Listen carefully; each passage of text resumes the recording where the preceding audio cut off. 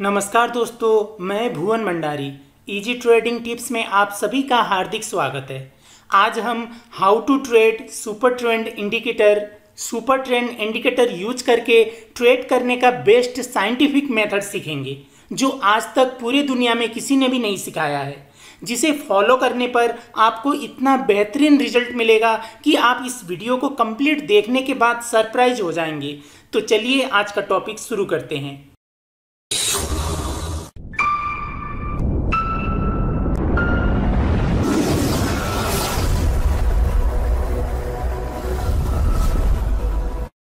शुरू करने से पहले आप सभी से अनुरोध है, अगर आपने अभी तक इस चैनल को सब्सक्राइब नहीं किया है तो प्लीज़ सब्सक्राइब कर लीजिए और बेल आइकॉन को भी ऑन कर लीजिए, ताकि जब भी मैं कोई नया वीडियो अपलोड करूं तो उसका नोटिफिकेशन आपको तुरंत मिल जाए। सबसे पहले हम इंडिकेटर डाउनलोड करेंगे, सुपर ट्रेंड इंडिकेटर। उसके लिए easytradingtips.com पर जाना है। यहाँ पर आपको एजुकेशन होगा, एजुकेशन पर यहाँ इंडिकेटर्स है, इसको क्लिक करना है। उसके बाद नीचे जाना है बॉटम पर, जहाँ इंडिकेटर्स होंगे, यहाँ इंडिकेटर्स हैं MT4 इंडिकेटर्स। तो लास्ट में ये मैंने अभी आज अपलोड किया है, डाउनलोड सुपर ट्रेंड इंडिकेटर। तो आपको यहाँ बस डाउनलोड पर क्लिक करना है। ये डाउनलोड कंप्लीट होने के बाद आपको डाउनलोड फोल्डर पर जाना है, जहां आपका डाउनलोड होता है, और यहां आपको ये फोल्डर मिलेगा। सिंपली इसको क्लिक करना है। ये सिंपल फोल्डर है, एक्सट्रैक्ट करने का ज़रूरत नहीं है। उसके बाद यहां से हम इसे कॉपी करते हैं और हम MT4 पर जाते हैं और यहाँ फाइल है। फाइल में जाने के बाद ओपन डाटा फोल्डर पर जाना है। फिर यहाँ MQL4 होगा, इसको क्लिक करना है, इंडिकेटर्स पर क्लिक करना है, फिर यहाँ पेस्ट कर देना है। ये यहाँ पर पेस्ट हो गया, बस इतना करना है। अब हम आप यहाँ से इसको कट करके रीओपन भी कर सकते हैं, या फिर आप यहाँ ये नेविगेटर है, इसको क्लिक करेंगे और यहाँ इंडिकेटर्स पर राइट क्लिक करने के बाद यहाँ रिफ्रेश करेंगे तो आपको इसे कट करके ओपन करने का ज़रूरत नहीं हो जाएगा, ये रिफ्रेश हो जाएगा। ये रिफ्रेश हो गया। अब हम यहाँ इंसर्ट पर जाएंगे, इंडिकेटर्स पर, कस्टम पर होगा ये, और यहाँ आपको easy trading super trend indicator होगा, इसको क्लिक करना है। जितना हमें डिफ़ॉल्ट पीरियड चाहिए वो मैंने सेट किया है, आपको कुछ नहीं करना है, बस ओके कर देना है। उसके बाद आपके चार्ट पर ये सुपर ट्रेंड इंडिकेटर इंसर्ट हो जाएगा। अब यहाँ पर ये ट्रेंड इंडिकेटर जो है, super trend indicator, false signals भी देते हैं, इसे फिल्टर करना चाहिए। आप बिना फिल्टर ट्रेड करेंगे तो भी सुपर ट्रेंड से जहाँ सिग्नल देता है वहाँ एंट्री करेंगे, और जहाँ ये एग्जिट करने को बोलता है वहाँ एग्जिट करेंगे तो भी आपको 50-50% का रिजल्ट मिलेगा। लेकिन हम उसे फिल्टर करेंगे, हम अपना सक्सेस रेट है उसे बढ़ाने के लिए पहला स्टेप, 2 स्टेप यूज करेंगे। पहला स्टेप है, इंसर्ट पर जाएंगे, एक मूविंग एवरेज ऐड करेंगे 50 पीरियड का एक्सपोनेंशियल। ये हमें यहाँ पर 50 पीरियड रखना है, और ये जो सिंपल है, सिंपल को एक्सपोनेंशियल करना है। ये जो रेट है, यहाँ पर सुपर ट्रेंड का भी रेट है, इसलिए हम इसको थोड़ा चेंज कर देते हैं और इसका थिकनेस थोड़ा बढ़ा देते हैं, फिर ओके करते हैं। ये यहाँ पर प्लॉट हो गया। अब हम करेंगे क्या, इसको पहले तो फुल जूम कीजिए MT4 को, उसके बाद इसको 2 बार जूम आउट कीजिए। अब हम सिग्नल देखेंगे। पहला कंडीशन हमारा ये होगा, ये मूविंग एवरेज लाइन है, इसके ऊपर मार्केट रहेगा और वहाँ पर सुपर ट्रेंड सिग्नल देगा तो हम बाई का सिग्नल लेंगे। और यहाँ पर ये जो सेल सिग्नल्स हैं, 1 2 3 4, ये जो सेल सिग्नल्स हैं ये हम नहीं लेंगे। ये कब लेंगे, अगर हमें ये लाइन है मूविंग एवरेज के नीचे मिलता है तो ही लेंगे। तो ये यहाँ पर जो रॉन्ग गए थे ये फिल्टर हो जाएंगे। एक ये फिल्टर करने का तरीका हुआ। दूसरा क्या है, दूसरा नेचुरल जो सुपर ट्रेंड का सिग्नल होता है वो हमें लेना है। नेचुरल का मतलब कैसा होता है, मैं आपको यहाँ दिखाता हूँ। जो आराम से इस तरह, यहाँ पर यद्यपि ये हमारा सिग्नल नहीं है, सिग्नल ये था, ऊपर बना था, इस तरह आराम से सिग्नल देता है। जैसे ये बहुत ही नेचुरल था, ये आराम से ऊपर गया, जाने के बाद ये सिग्नल दिया और उसके बाद मार्केट नीचे आया। यद्यपि हम यहाँ पर सेल नहीं करेंगे, सेल इस लाइन के नीचे करेंगे, लेकिन ये मैं आपको एक नेचुरल का तरीका बता रहा हूँ। जब ये दोनों लाइंस एक आपस में बहुत नज़दीक होते हैं वो नेचुरल होता है, वो आराम से कैंडल्स बनते हैं और आराम से उसको ब्रेक करके नीचे आते हैं। जैसे ये यहाँ पर नेचुरल नहीं था, यद्यपि मार्केट ऊपर गया है, ठीक है, ये नेचुरल क्यों नहीं था, ये लंबा कैंडल बन के यहाँ इसको ब्रेक किया है ये, और ये जो था ये बहुत ही नेचुरल था। तो ऐसा नेचुरल के लिए हम क्या करेंगे, ये यूरो यूएसडी का चार्ट है, आज संडे है, मार्केट यहाँ पर क्लोज है, ये कल ओपन होगा। आज मैं इस पर दिखा रहा हूँ आपको, 15 मिनट्स का चार्ट है, किसी भी टाइम फ्रेम पर आप ये यूज कर सकते हैं। नेचुरल सिग्नल लेने के लिए हमें क्या करना है, यूरो यूएसडी पर आपको मेजर करना है। इस पर मेजर करने के बाद आप किसी भी करेंसी पेयर पर मेजर करने का तरीका आपको पता चल जाएगा, आसान होगा। हमें क्या करना है, 15 पिप्स, जहाँ पर हमें 15 पिप्स मिलेंगे वहाँ पर सिग्नल लेंगे। जैसे यहाँ पर मैं दिखाता हूँ, ये बाई सिग्नल था, 15 पिप्स कैसा, जहां पर ये जो सुपर ट्रेंड का रेड है उसको ब्रेक करने के बाद नीचे आएगा। अभी तो ये बहुत लंबा होते होते ऊपर गया, जब यहाँ पर थोड़ा सा आ जाएगा, इसके नीचे डॉट जैसा दिखेगा शुरू में, तो वहां पर हम क्या करेंगे, इसका जो ऊपर और नीचे जहां पर हमें सिग्नल मिला है, इसका ऊपर वाले लाइन का रेड है, यहाँ से यहाँ तक मेजर करेंगे। देख सकते हैं आप 447 है, यानी ये लास्ट का पिपेट्स है, 44 पिप्स है, 44 पिप्स का है। तो ये 44 पिप्स का हम सिग्नल नहीं लेंगे, हम मैक्सिमम 15 पिप्स। उसके बाद दूसरे टाइम फ्रेम पर कैसे मेजर करना है, इसी से हम वो कैलकुलेट करेंगे। पहला आपको एक कंडीशन याद रखना है, 15 पिप्स, यूरो यूएसडी का 15 मिनट्स का टाइम फ्रेम पर समझना भी आपको आसान होगा। 15 पिप्स चाहिए, 15 पिप्स के अंदर अगर हमें सिग्नल मिलता है तो वो लेंगे, नहीं मिलता है तो नहीं लेंगे। जैसे इसको मेजर करते हैं, ये लाल जो है ऊपर और नीचे जो ग्रीन है, ग्रीन पहले था, उसके बाद ऊपर रेड आया, ये दो लाइन को आपको टच करना है, यहाँ से यहाँ टच कीजिए। ये कितना था, 9 पिप्स का था, तो यहाँ तक अगर ये रेड यहाँ तक होता तो भी ये नेचुरल होता, ये सिग्नल बनता। लेकिन ये अगर नीचे मिलता तो इस तरह से हम 15 पिप्स का लेंगे।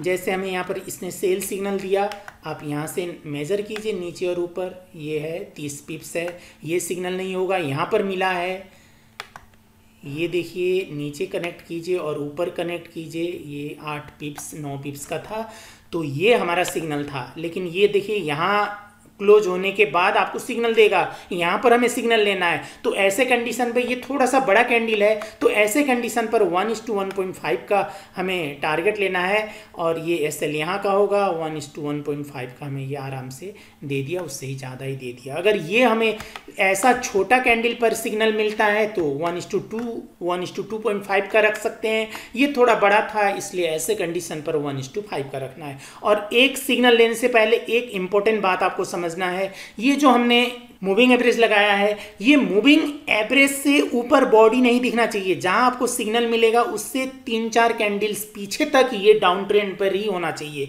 ऊपर लेग होता है कोई बात नहीं, लेकिन बॉडी नहीं होना चाहिए, ये आपको याद रखना है। ऐसे होने से क्या होगा, यहाँ हमें मूविंग एवरेज के पास सिग्नल मिलेगा तो हम जस्ट इसका ऊपर का एसएल रखेंगे, जो जल्दी हिट नहीं होता है 50 पीरियड का मूविंग एवरेज पर।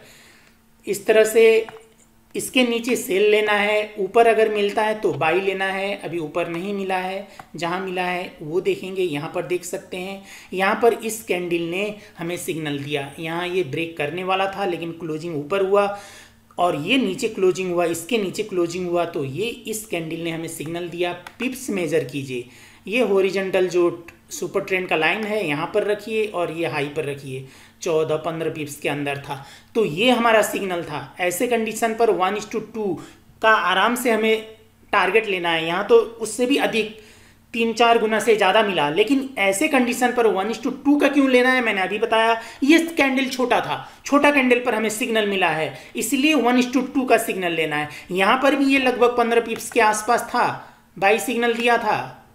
ये देखिए 15-16 पिप्स का था, 15 पिप्स के अंदर होता तो भी ये नहीं होता, क्योंकि ये ऊपर मिलना चाहिए। ये जो मूविंग एवरेज है एक्सपोनेंशियल 50 पीरियड का, ये देखिए गोल्डन सिग्नल, इसको मैं गोल्डन सिग्नल बोलता हूँ। ऐसा सिग्नल पर 1:4 तक का टारगेट ले सकते हैं, लेकिन आज का जो सिस्टम है 1:2 उस पर आपको रहना है। ये देखिए यहाँ पर ये रेट डाउन में आया था, उसके बाद हमें यहाँ पर ये इसने ब्रेक किया ट्रेंड लाइन को, नीचे देख सकते हैं ये ग्रीन लाइन आ गया ट्रेंड लाइन का, अप ट्रेंड का सिग्नल दिया।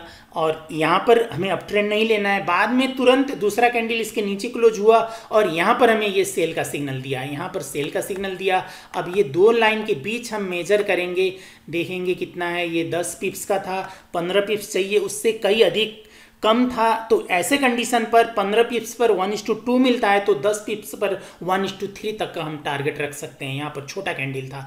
और ऐसे कंडीशन पर देखिए ये मूविंग एवरेज का भी रेजिस्टेंस है, रिजेक्शन भी है। ऐसे में हमें बहुत अच्छा इसके ऊपर का एसएल रखिए, 1:34 तक का टारगेट हम रख सकते हैं अगर ये मूविंग एवरेज के भी रिजेक्शन पर मिलता है। यहाँ पर भी सिग्नल था, लेकिन इससे पहले ये भी 15 पिप्स के अंदर था,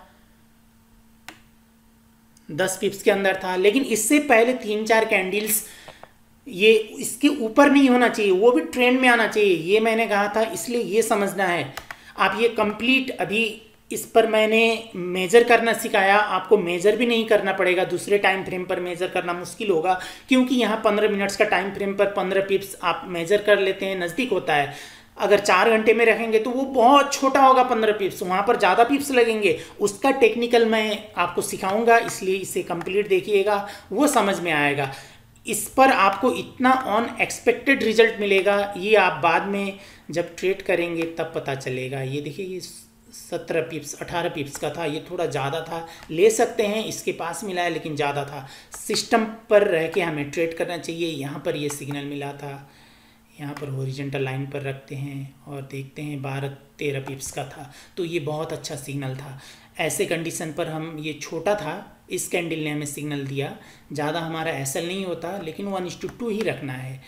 अब यहाँ पर देखिए ये सिग्नल दिया था, ये 15 पिप्स का था कि नहीं ये देखेंगे, 10 पिप्स 11 पिप्स का था, ये सिग्नल था। लेकिन इससे पहले क्या होना चाहिए, 3-4 कैंडल्स इसके नीचे नहीं होना चाहिए। यहाँ पर नीचे था, पहला ही कैंडल नीचे था, इससे पहले का ही कैंडल नीचे से ऊपर गया था, तो ये नेचुरल नहीं होता है। जैसे ये ऊपर से ब्रेक करके नीचे आया, वो नेचुरल नहीं होता है। जो अपने आप लाइन से जाते हैं फिर ऊपर नीचे सिग्नल्स मिलते हैं, वो नेचुरल होते हैं। तो ऐसे सिग्नल पर आपको अवॉइड करना है। ये बाई के लिए भी जैसे हमने सेल का देखा वैसा सिग्नल लेना है। अब ये तो मेजर किया हमने बड़े टाइम फ्रेम पर, 1 घंटे टाइम फ्रेम पर ये मेजर करना मुश्किल होगा। इसलिए यूरो यूएसडी पर आप क्या कीजिए, यहाँ से हॉरिजॉन्टल लाइन लीजिए, 1 और 2 रखिए, इसका 2 का गैप जो है वो 15 पिप्स का रखिए। ये 1 डे पर आपको 15 पिप्स तो बहुत क्लोज होगा, एक आपस में जुड़ा हुआ जैसा दिखेगा, दिख सकता है बड़े टाइम फ्रेम पे, तो वहाँ पर ये मुश्किल होगा। ये 9 पिप्स है, पहले हम इसको 15 पिप्स करते हैं। ये मेजर करने के लिए बहुत, ये मैं आपको टेक्निकल पॉइंट सिखा रहा हूँ। ये देखिए 14 पिप्स 15 पिप्स का है। अब ये कर्सर है, 15 पिप्स के अंदर हमें चाहिए। अब ये कर्सर है, ये देखिए, ये कर्सर का साइज लगभग आप 12-13 पिप्स का बनाइए। ये ऊपर टच कीजिए, इसका जो नोक है एरो का, इसको ऊपर वाले लाइन को टच कीजिए और नीचे देखिए, नीचे ये टच नहीं हो रहा है। तो ये जो गैपिंग है, जो हमने यहाँ पर सिग्नल्स देखे अभी, ये जो गैप है ये कर्सर से क्या होना चाहिए, थोड़ा सा बड़ा होता है तो ठीक है, ज़्यादा बड़ा नहीं होना चाहिए। देखिए ये कर्सर के अंदर है, यहाँ पर रखिए, इसके टॉप पर रखिए, आगे जाइए, ये देखिए ये जो एरो है इसके अंदर है। तो इस तरह से आप मेजर कर सकते हैं। यहाँ पर हमें जितने भी सिग्नल्स मिले हैं इस पर मिला था, ये यहाँ था, ये यहाँ था, देखिए ये ऊपर और नीचे देखिए थोड़ा सा गैप है, थोड़ा सा गैप है, इतना तक ठीक है। लेकिन ये ज़्यादा गैप, इस तरह 2 कर्सर आने वाला गैप नहीं होना चाहिए। ये 15 पिप्स 13 पिप्स का है, ये आप कंट्रोल पैनल से जाकर ये बना सकते हैं। अगर कर्सर छोटा है तो बड़ा कर सकते हैं। लगभग ये मैंने आपको आइडिया दिया, मैं देखकर पता चल जाता है ये 15 पिप्स के अंदर है नहीं, ये पता चल जाता है। तो आप इस तरह से कर सकते हैं। बड़े टाइम फ्रेम पर, छोटे टाइम फ्रेम पर 5 मिनट्स में जाएंगे तो आपको बड़ा होगा, यहाँ 5 मिनट्स में जाएंगे तो 15 पिप्स आपको यहाँ तक होगा। तो ऐसे में क्या है, हमें ये कर्सर 5 पिप्स से कम का चाहिए। यहाँ पर बड़े टाइम फ्रेम पर ज़्यादा चाहिए, छोटे टाइम फ्रेम पर कम चाहिए। तो ये कर्सर देखिए, ये एक आपस में आपको यहाँ पर हम देखते हैं, ये देखिए यहाँ पर, ये देखिए ये दोनों कर्सर एक आपस में क्लोज थे, एक आपस में लगभग टच करने वाले थे, तो ये बाई सिग्नल था 5 मिनट्स के लिए। ये भी देखिए दोनों एक आपस में, ये 13 पिप्स का है तो ऊपर नीचे करके थोड़ा सा हमने ज़्यादा रखने को बोला था 15 मिनट्स पर, तो ये भी एक आपस में बहुत क्लोज थे। तो ये इस तरह का आपको कर्सर का साइज आप सेट करके बिना पिप्स मेज़र किए भी कर सकते हैं। तो इस पर आप प्रैक्टिस कीजिए, आपको अनएक्सपेक्टेड रिजल्ट मिलेगा। और मोबाइल यूज़र्स के लिए जैसे मैंने यहाँ पर ये गैप दिखाया, आपको मोबाइल पर ये मेज़र करना मुश्किल हो सकता है, ये आज का ये चेक कर सकते हैं यूरो यूएसडी, इतना जो गैप है आपके मोबाइल डिवाइस पर चेक कर सकते हैं। जहाँ जहाँ हमें सिग्नल मिले थे वो चेक करके उतना लगभग उतना गैप का हमें मिलता है तो वहाँ पर सिग्नल लेना है। तो ये था, इस तरह से हम सुपर ट्रेंड को फिल्टर करके सुपर सिग्नल ले सकते हैं। अगर आप फिल्टर करना नहीं सीखेंगे तो आप सुपर ट्रेंड नहीं, सुपर डुपर कोई सा भी इंडिकेटर लगाइए, आपको उससे प्रॉफिट नहीं होगा। ये आज मैंने जितना फिल्टर करना सिखाया ये फर्स्ट पार्ट है। अगर आपको ये समझ में आ रहा है, इसमें थोड़ा और भी फिल्टर किया जा सकता है, लेकिन आज थोड़ा कॉम्प्लेक्स ना हो, इजी हो आपको समझने के लिए, इसलिए मैंने आज इतना फिल्टर करना सिखाया। इसमें और थोड़ा सा हम फिल्टर कर सकते हैं, सक्सेस रेट और बढ़ा सकते हैं। अगर आपको सीखना है तो बस आपका कमेंट चाहिए, आप लोगों के ज़्यादा कमेंट्स आएंगे इस पर सेकेंड पार्ट बनाने के लिए, तो ही मैं इसका सेकेंड पार्ट बनाऊंगा जिसमें आपको 10% जितना और सक्सेस रेट ज़्यादा मिलेगा। तो ये था आज का वीडियो, ये देखने के लिए आपको बहुत बहुत धन्यवाद।